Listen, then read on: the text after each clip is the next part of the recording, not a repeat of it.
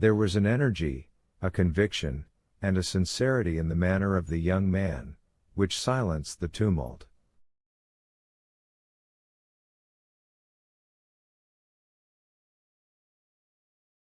All eyes were turned for a moment towards the procureur, who sat as motionless as though a thunderbolt had changed him into a corpse.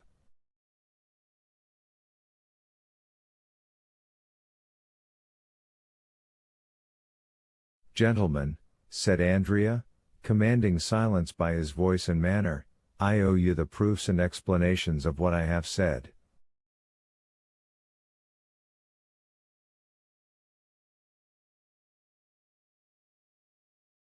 "But," said the irritated president, "you called yourself Benedetto, declared yourself an orphan, and claimed Corsica as your country."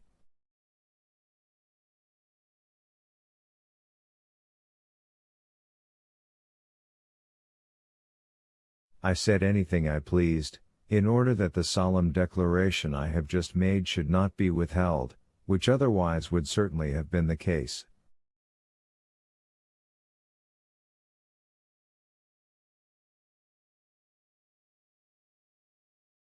"I now repeat that I was born at Auteuil on the night of the 27th of September, 1817, and that I am the son of the Procureur, M.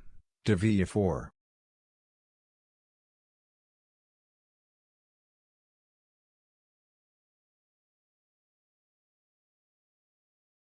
"Do you wish for any further details?" "I will give them. I was born in number 28, Rue de la Fontaine, in a room hung with red damask. My father took me in his arms, telling my mother I was dead, wrapped me in a napkin marked with an H and an N, and carried me into a garden, where he buried me alive."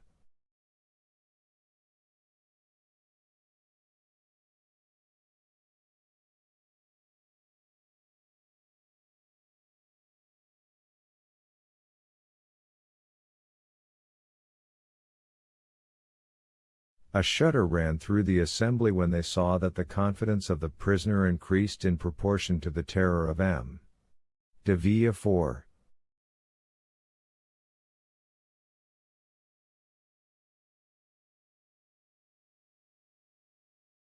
"But how have you become acquainted with all these details?" asked the president.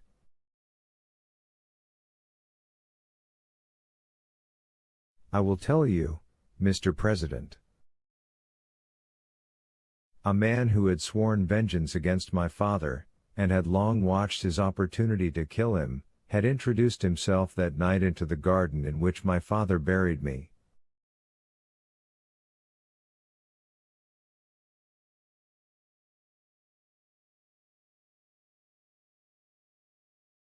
He was concealed in a thicket, he saw my father bury something in the ground, and stabbed him. Then thinking the deposit might contain some treasure, he turned up the ground, and found me still living.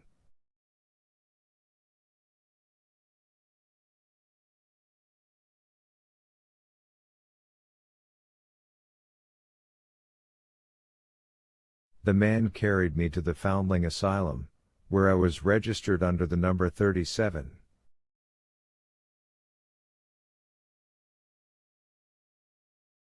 Three months afterwards, a woman traveled from Rogliano to Paris to fetch me, and having claimed me as her son, carried me away.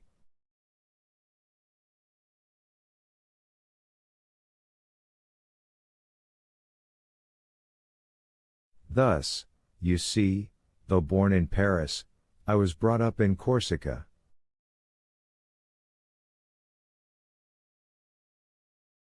There was a moment's silence, during which one could have fancied the hall empty, so profound was the stillness.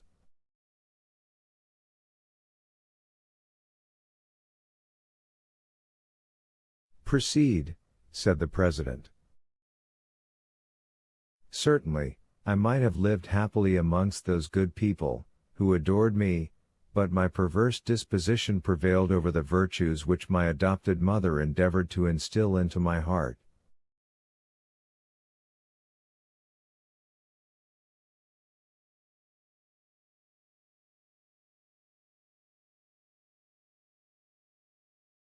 I increased in wickedness till I committed crime. One day when I cursed Providence for making me so wicked, and ordaining me to such a fate, my adopted father said to me,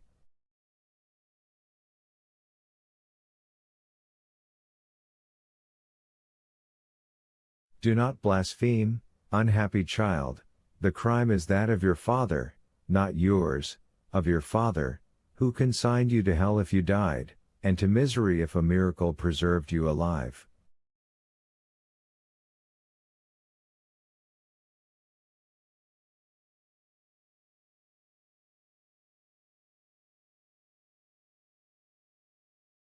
After that I ceased to blaspheme, but I cursed my father. That is why I have uttered the words for which you blame me, that is why I have filled this whole assembly with horror.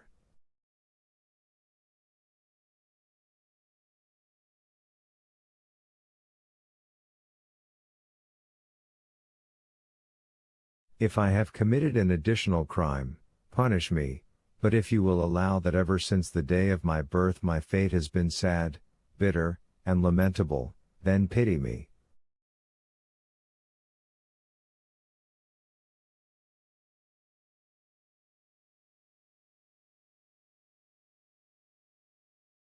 But your mother?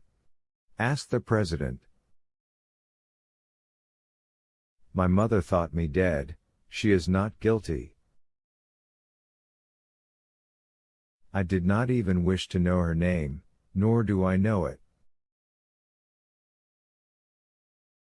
Just then a piercing cry, ending in a sob, burst from the center of the crowd, who encircled the lady who had before fainted, and who now fell into a violent fit of hysterics.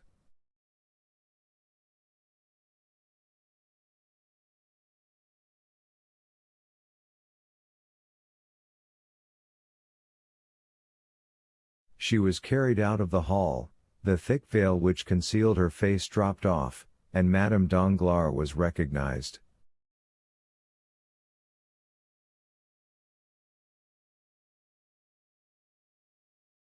Notwithstanding his shattered nerves, the ringing sensation in his ears, and the madness which turned his brain, Villefort rose as he perceived her.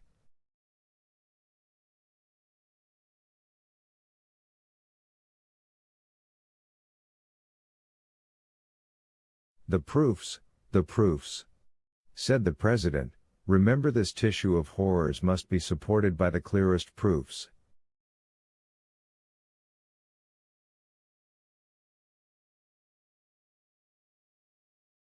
The proofs? Said Benedetto, laughing, do you want proofs?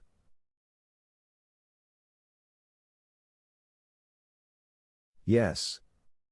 Well, then, look at M. de Villefort, and then ask me for proofs.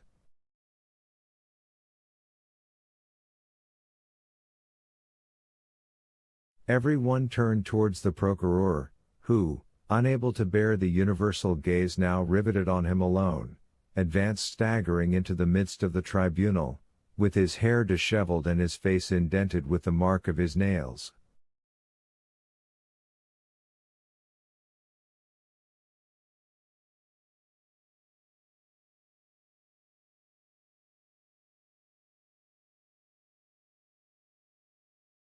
The whole assembly uttered a long murmur of astonishment. Father, said Benedetto, I am asked for proofs, do you wish me to give them?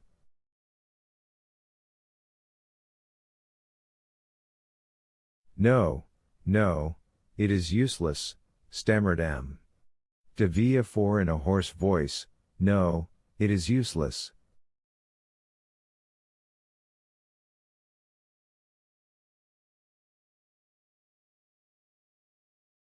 How useless? Cried the president, what do you mean? I mean that I feel it impossible to struggle against this deadly weight which crushes me. Gentlemen, I know I am in the hands of an avenging God.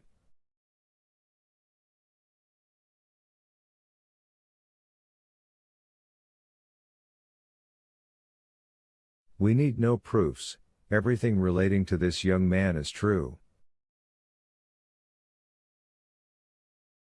A dull, gloomy silence, like that which precedes some awful phenomenon of nature, pervaded the assembly, who shuddered in dismay.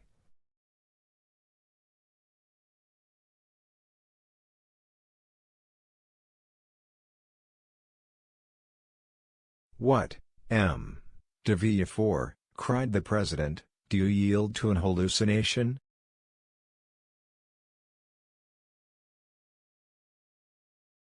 What, are you no longer in possession of your senses? This strange, unexpected, terrible accusation has disordered your reason. Come, recover.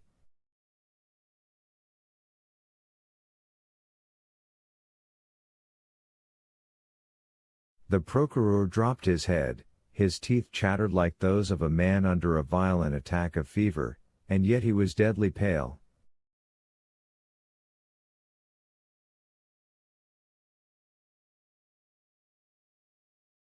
I am in possession of all my senses, sir, he said, my body alone suffers, as you may suppose.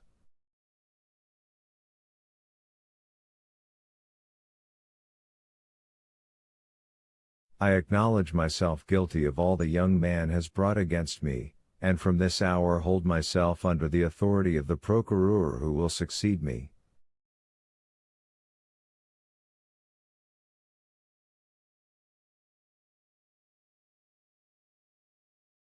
And as he spoke these words with a hoarse, choking voice, he staggered towards the door, which was mechanically opened by a doorkeeper.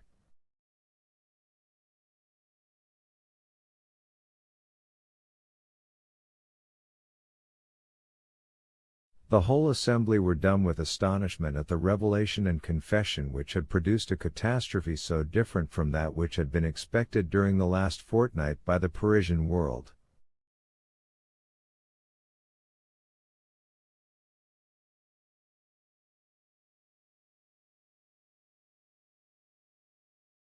Well, said Beauchamp, let them now say that drama is unnatural. Ma foi, said Chateau Renaud, I would rather end my career like M. de Mercer.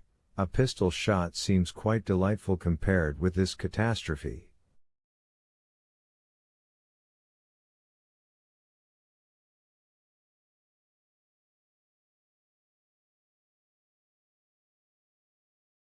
And moreover, it kills, said Beauchamp.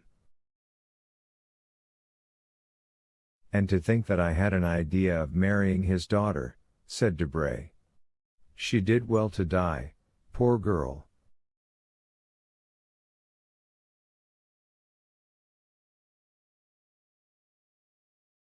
The sitting is adjourned, gentlemen, said the president. Fresh inquiries will be made, and the case will be tried next session by another magistrate.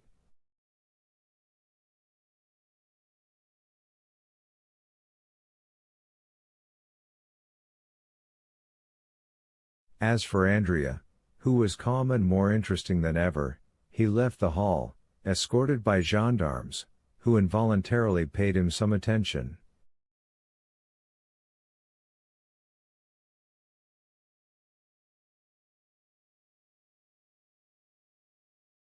Well, what do you think of this, my fine fellow? Asked Debray of the sergeant-at-arms, slipping a louis into his hand.